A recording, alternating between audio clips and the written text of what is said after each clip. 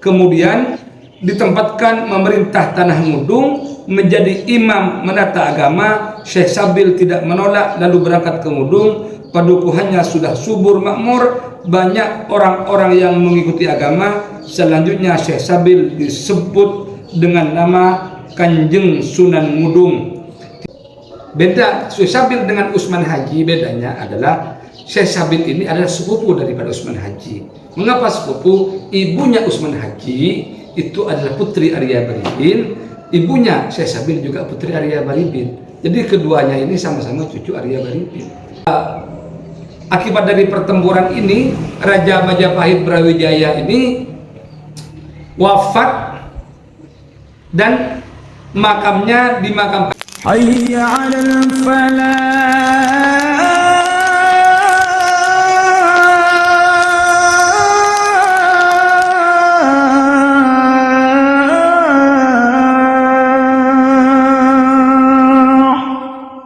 Assalamualaikum warahmatullahi wabarakatuh. Bismillahirrahmanirrahim. Innal hamdalillah nahmaduhu wa nasta'inuhu wa nastaghfiruh. Na'udzu billahi min shururi anfusina wa min sayyiati a'malina. May yahdihillahu fala mudilla lahu wa may yudlilhu fala hadiya lahu. Asyhadu an la ilaha illallah wahdahu la syarika lahu wa asyhadu anna Muhammadan abduhu wa rasuluh. Allahumma sholli wa sallim wa barik ala sayyidina Muhammadin wa ala ali sayyidina Muhammad kama shallaita ala sayyidina Ibrahim wa barik ala sayyidina Muhammad wa ala ali sayyidina Muhammad kama barakta ala sayyidina Ibrahim fil alamin innaka Hamidum Majid. Amma ba'du. Para pemirsa, para netizen, para santri yang saya cinta sayangi, dalam kesempatan pagi hari ini saya akan menceritakan tentang sosok siapa dia Syekh Sabil itu sebenarnya. Dalam Surat Walisana ini disebut perjalanan daripada Syekh Sabil yang bertemu dengan Raden Patah dan Raden Husain, serta pembalasan daripada Kanjeng Sunan Kudus melawan yang menggantikan ayahnya menjadi panglima perang tentara Demak melawan Majapahit. Mari kita baca dari awal. Dikisahkan bahwa Raden Patah dan Raden Husain dari Palembang berangkat berdua menuju ke Majapahit. Tak lama kemudian mereka berdua melihat seseorang yang berjalan mendekatinya dari arah barat. Terlihat rupanya tampan, masih muda, berjalan seorang diri. Maka berhenti kedua raden itu, yaitu Raden Patah dan Raden Husain. Begitu sampai, lalu duduk setara, senang berjabat tangan, taslim, saling memberikan ucapan selamat, saling memberikan ucapan salam. Setelah istirahat sebentar, Raden Patah bertanya, "Duh sanak saudara yang baru bertemu, jangan merasa kurang maklum. Aku menduga-duga bertanya, dari manakah asalmu?" Ini kata Raden Patah kepada orang tersebut. Serta hendak kemana dan siapa namamu? Pendatang itu menjawab dengan santun, "Asalku dari Malaka." Ini bukan dari Pasai atau bukan dari Aceh. "Asalku dari Malaka, namaku Syekh Sabil, ayahku bernama Khalifah Husain, tergolong bangsa ulama, ayahku putra dari Syekh Ishaq yang telah pergi ke Jawa. Adapun dari garis perempuan, ibu berasal dari Madura, putrinya Arya Baribin. Hamba ini hendak lelaku." Artinya hamba ini hendak melakukan perjalanan menuju ke tanah Jawa, ingin mengabdi kepada sang raja.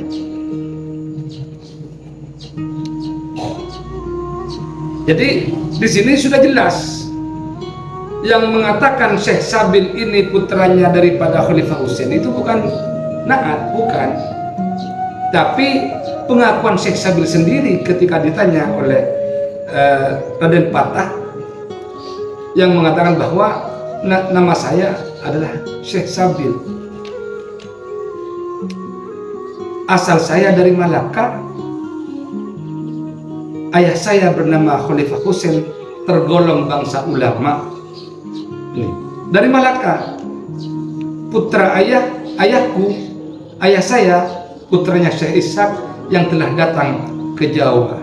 Nah, jadi Syekh Maulana Ishaq ini bersama Khalifah Husain datang ke Jawa lebih dahulu dan disusul kemudian oleh Syekh Sabil yang menyusul ayahnya yang kemudian bertemu dengan Raden Patah. Jadi di sini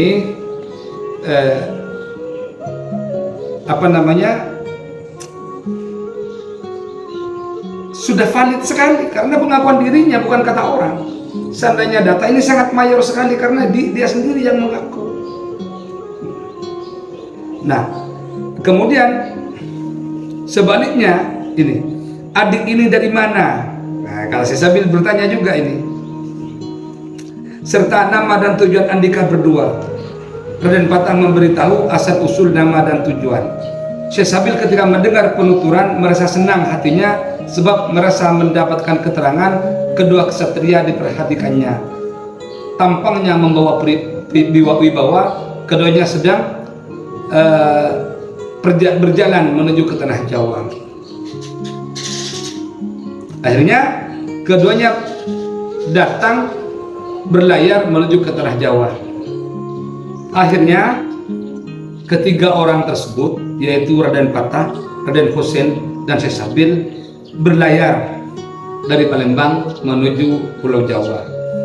Tertiup angin mempercepat lajunya kapal. Tak lama kemudian tiba di wilayah pesisir Surabaya.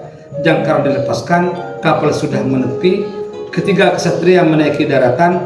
Nakoda mengucapkan selamat jalan, disambut semoga sampai ke masing-masing tujuan. Nakoda kemudian melaju berlayar lagi, perginya bersama dengan ketiga kesatria yang melangkah dari pesisir. Tiba di Ampel Denta, ketiganya terkagum-kagum melihat aslinya wilayah Ampel Balai Panjang. Para santri ramai mengucapkan zikir, tilawat, syairan, salawatan. Hatinya merasa kesemsem, hatinya merasa senang melihat perilaku para santri. Ini santrinya Sunan Ampel ini. Jadi berbalik keinginannya yang hendak mengabdi ke negara Majapahit, Syah dan Raden Patah ingin berguru kepada Kanjeng Sunan Hatip yang menjadi imam keselamatan Ampel Denta. Namun adiknya yang bernama Raden Husain tidak puas, merasa harus mengabdi kepada Raja Majapahit. Raden Patah merestui kepada teman dan adiknya, kemudian masing-masing tujuannya Raden Husain pergi bersama Syekh Sabil, Raden Patah memasuki Balai Panjang atau pondok pesantren. Jadi di sini Raden Patah ke Ampel menjadi santrinya Sunan Ampel, sementara Syekh Sabil dan Raden Husain ini menghadap Raja Majapahit.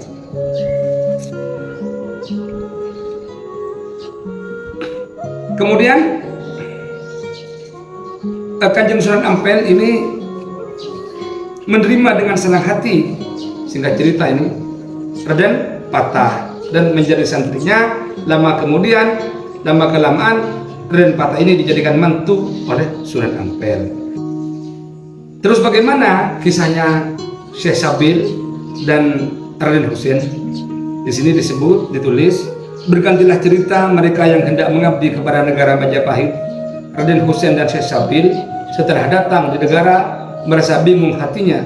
Sehubungan baru datang, merasa bingung karena belum mendapatkan teman yang akrab. Jadi menyatukan tekad, keduanya menuju alun-alun, duduk di bawah pohon beringin kembar. Saat itu bersamaan Sri Narendra, yaitu Sri Narendra ini adalah sang raja, sedang dihadap oleh para Wadyabala Agung atau pembesar di dalam pasawanan. Raja waspada melihat ada orang di bawah pohon beringin. Dua jejaka sedang berjemur memelas. Patih pun disuruh bertanya, segera mendekati di bawah pohon beringin. Bertemu dengan keduanya, ditanya supaya menjawab jelas. Raden Husain menghatur terlebih dahulu dengan mengasorkan raga, dengan menundukkan badan maksudnya. Duh sang duta utama, agar diketahui olehmu, anak nista yang mengikuti arus air atau langkah kaki ini berasal dari Palembang, putra dari Arya Damar. Adapun keinginan hamba ialah mau mengabdi kepada Sri Narendra atau Raja. Setelah disampaikan kepada Kiai Patih, tak lama kemudian anak yang satu lagi bernama Syekh Sabil bertutur perlahan, "Duh sang duta, hamba bernama Syekh Sabil, putra dari Khalifah Husain.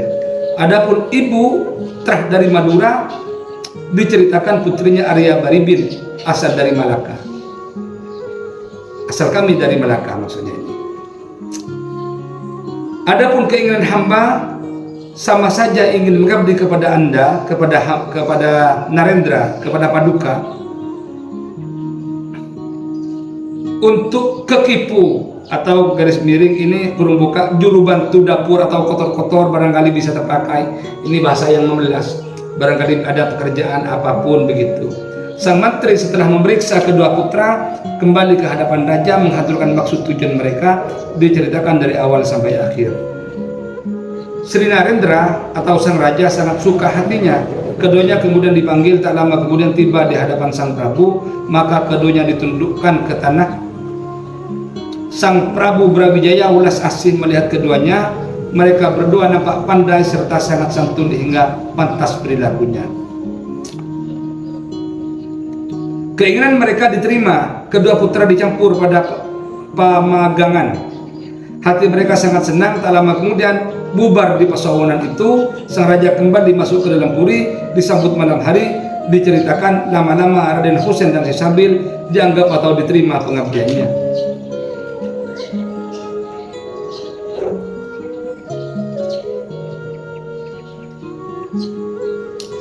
Raden Husain ini diangkat menjadi mangku praja di negara Terung dengan sebutan Adipati Pecat Tanda.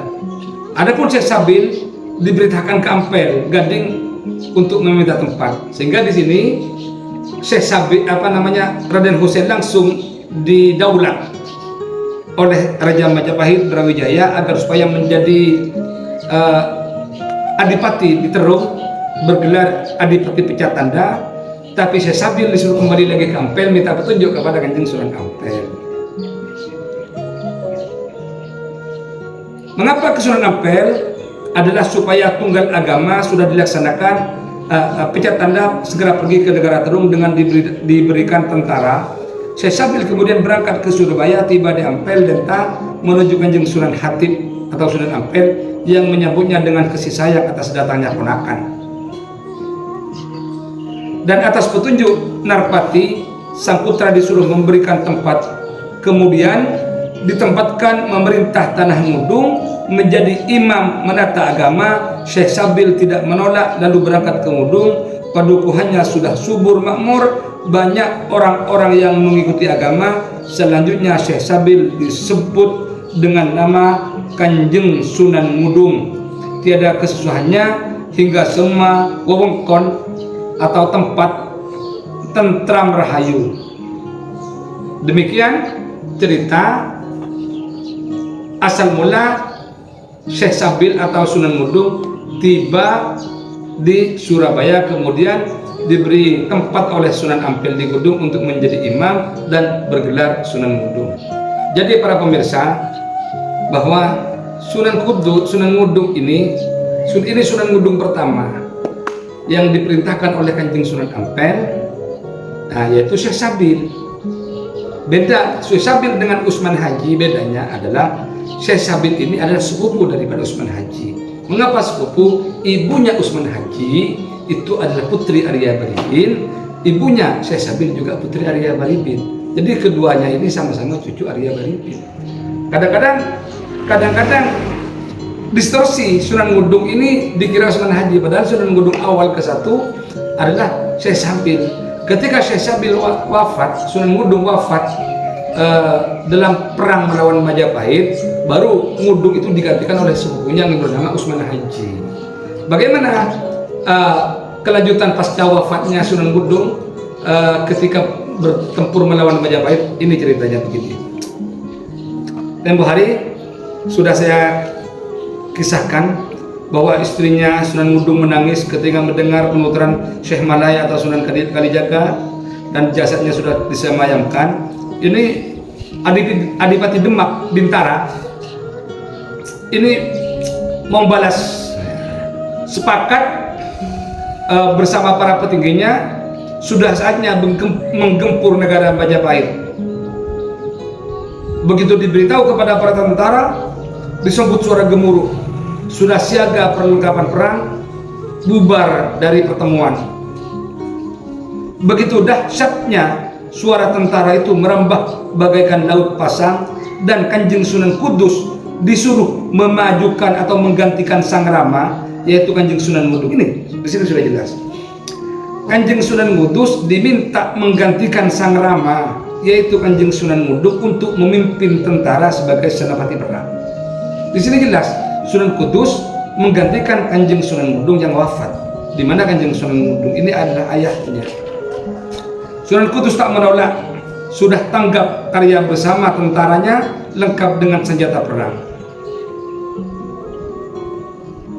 Sunan Gunung Jati menggiring penghulu dengan sorbannya, disuruh mengkibar-kibarkan di medan tempur. Dan pusaka Cis Sunan Bonang, Sunan Giri dengan keris kalamunyengnya. Nah ini keris kalamunyeng nanti bab lain ceritanya, yang berasal dari kalam atau pena yang dicipta, juga bersiap-siap membantu. Dari Palembang, Arya Damar mengirim sebuah peti kemandan dari Wadwi Janing Wil apa nak tahu ini. Sunan Kudus kemudian bubar bersama para tentara Udiabala, tibalah di Giri. Kala itu sudah berkumpul dengan para senapati untuk mengepung Majapahit. Adipati Bintara di sebelah utara negara, dan semua para adipati, para perwira serta santri-mantri seperti mendung bergulung-gulung.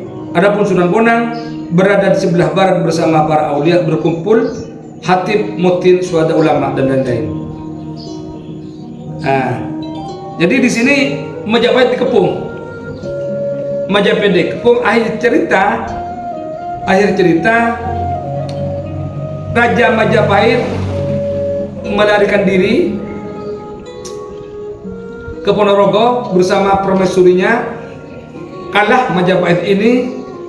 Terus kemudian Putri Campa ditangkap, diamankan oleh Raden Patah dan dibawa ke Bonang atau ke Lasem.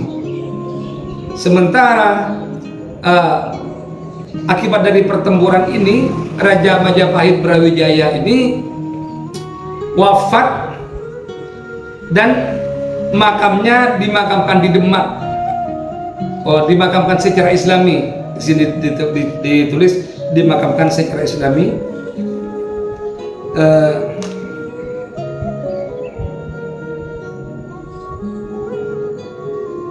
Di sini ditulis bahwa jasad Prabu Brawijaya itu ditemukan wafat dan dibawa ke Demak, dimakamkan di Demak secara Islami. Adapun Putri Campa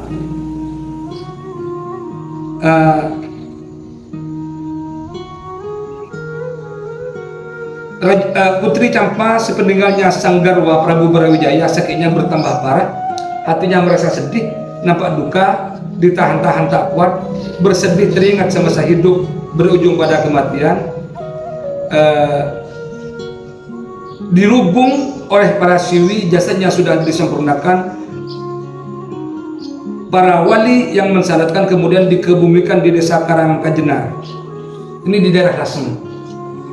Karangkajenar dulu, silakan dilacak nanti dulu itu apakah ada namanya desa Karangkajenar ini, dan ini Putri Campa ini dimakamkan di Lasem, sementara Brawijaya V dimakamkan di Demak. Nah kemudian tentang Adipati Terung ini, dia itu tertangkap, kalah, menyerah dan diserahkan kepada Raden Patah.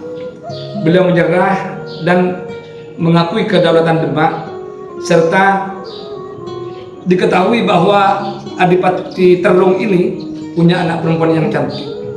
Agar supaya tiada dendam di hati Kanjeng Sunan Kudus, di sini diceritakan bahwa anak perempuannya yang cantik jelita itu dinikahkan dengan Kanjeng Sunan Kudus, sehingga hilanglah bekas-bekas permusuhan di antara keduanya. Wong namanya manusia. Syekh Adipati Terung, mertuanya Sunan Kudus ini Adipati Terung yang membunuh Syekh Sabil dalam peperangan, terus kemudian digantikan oleh Kanjeng Sunan Kudus sebagai panglima perangnya, berhasil mengalahkan Adipati Terung tapi tidak dibunuhnya, agar supaya hilang dendam kesumat karena semuanya masih saudara menurut Raden Patah. Maka putrinya yang cantik diberikan kepada Kanjeng Sunan Kudus untuk diperistri. Demikian cerita tentang Sunan Ngudung, Khalifah Husain, dan Sunan Kudus. Terima kasih banyak atas segala perhatian. Mohon maaf atas segala kekurangan. Wallahul muwaffiq ila aqwamit thoriq. Wassalamualaikum warahmatullahi wabarakatuh.